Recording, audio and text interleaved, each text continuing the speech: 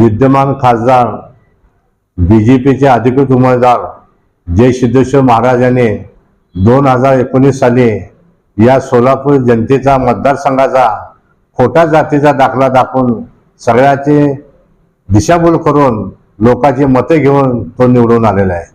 त्या निमित्तानं मी स्वतः जय सिद्धेश्वर महाराज खासदार बीजेपी पक्षाचे खोटे उमेदवार आहेत, होय अनुसूचित जातीचे नाहीत, एससी समाजाचे नाहीत, तरी पण बेडा जंगम हा दाखला तो वापरून त्यांनी निवडून आलेला आहे। आज जर सोलापूर शहरामध्ये बघितलं की अनेक महाराज अनेक विद्यमान सध्याचे विजय देशमुख आमदार हे स्वतःही अनुसूचित जातीचा दाखला काढला, अशा प्रकारचे पेपरला फोटो होते, त्यांची मुलाखत होते। पण या सोलापूर शहराचे जे स्वाभिमानी लिंगायत समाज आहे, या लिंगायत समाजाचे जे अध्यक्ष आहेत विजय हत्तुरे साहेब यांनी एक आव्हान केलेलं आहे सोलापूर